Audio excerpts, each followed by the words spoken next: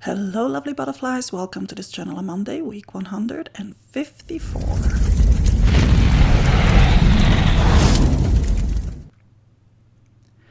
I picked out a couple of chalky finishes from Deco Art, just 4 colors that could work together. And I'm applying them using my brayer, layering the colors on top of one another.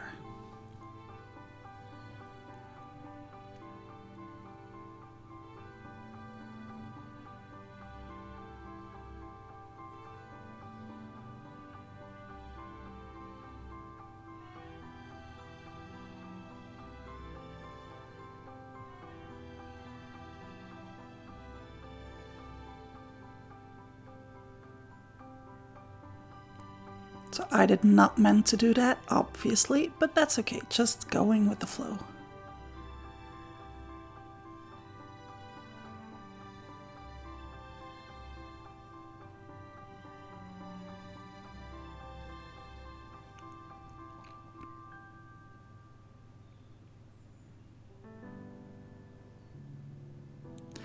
For my second layer, again, I'm using a chalky finish, this time a bit of a darker one, and using my Driving Me Circle stencil, I'm dabbing some paint through the openings. Today's video is 10 minutes long, which is pretty short for a Journal on Monday video, but if you would like the extended version where I explain why I do what and so on, you can check out my Patreon page and you can find the link underneath this video.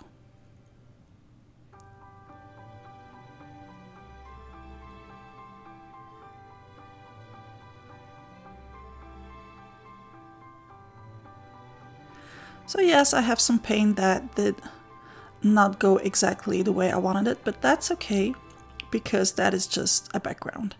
Adding some stamping, and this is one of the stamps of my 1800 stamp set, and just stamping with archival ink.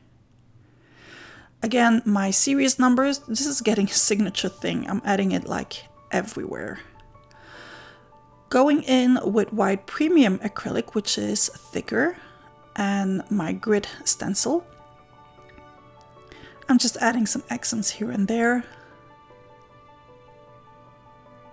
before going back in with my Driving Me Circle stencil, but this time I am using the small version and I'm using black modeling paste. This gives this striking accent to the spread.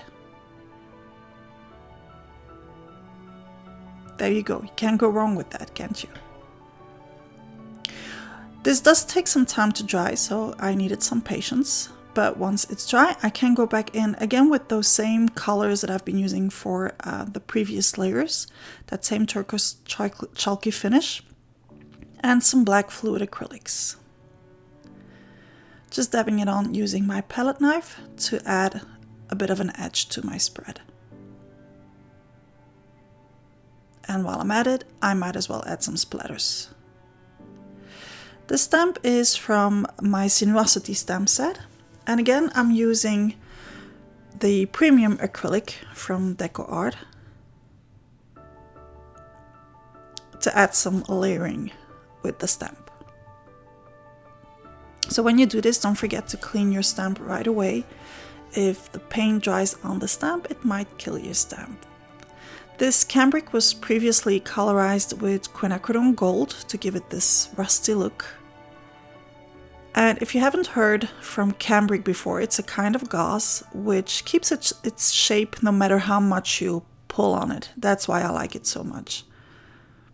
So you can still distress it, but no matter what, it will keep that nice shape to it. For my focal point, I decided to layer these 3 elements to start with.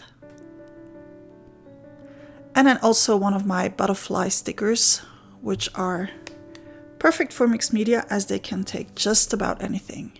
Now, as I want to glue it on top of the elements that I've already stacked, it needs some reinforcement, so I'm just using some cardstock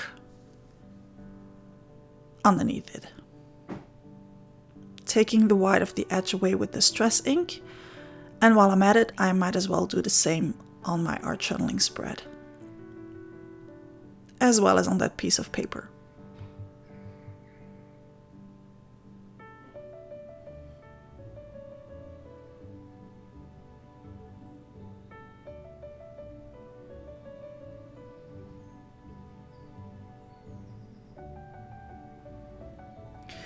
To assemble the 3 pieces, I ran them through my sewing machine, and now I can just stick it down into my journal.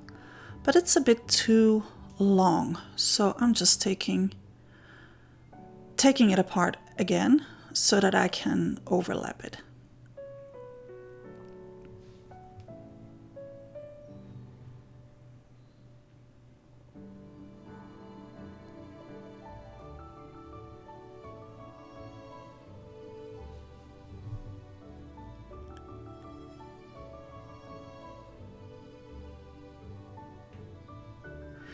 Next up, my Butterfly Whisper mixed media sticker, which I'm adding with 3D foam so that it's sticking out of the spread.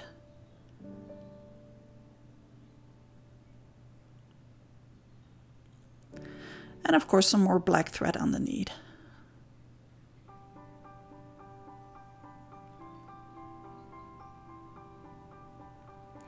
For my wording, I took out my craft wordings, which is also in my Butterfly Whispers mixed media sticker series, giving it a little bit of distress ink around the edge, black this time, so that it works with the rest of the spread.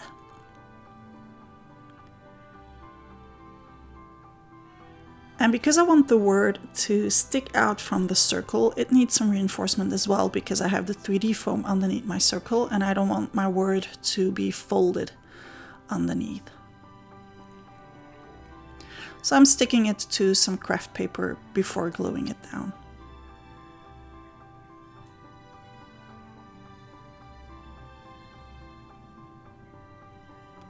I'm simply using decoupage glue to stick all of that down. There's no need for multi-medium or anything like that at this point. Going in with my charcoal pencil, I'm adding some more shading because I do have a lot of black on the spread. So these elements do need to stand out so that they don't disappear next to all that black that I have going on.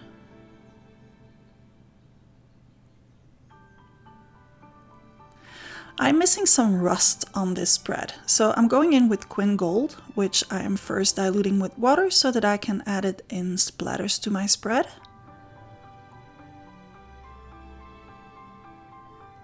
And then just like I did with the black fluid acrylic, I'm going to use some undiluted Quin Gold with a palette knife to add some more accents.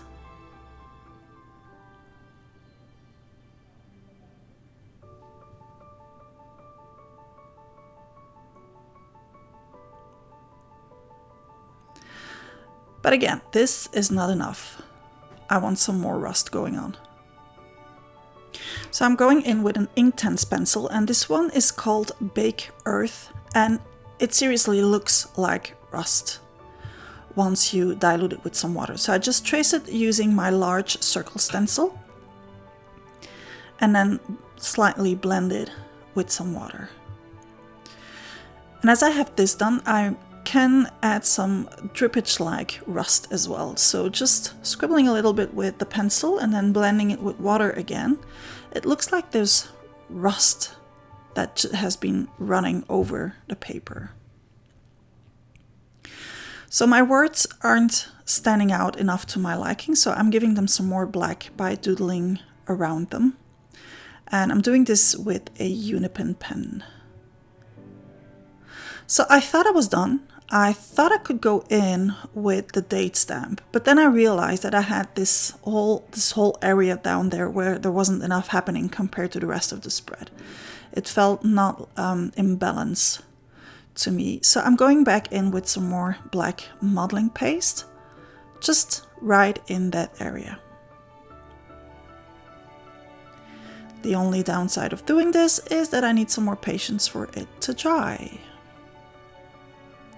That's it for today's spread. I hope you liked it. If so, don't forget to hit the like button. Don't forget to subscribe to my channel if you haven't already. Click on the little bell to receive notifications for new videos.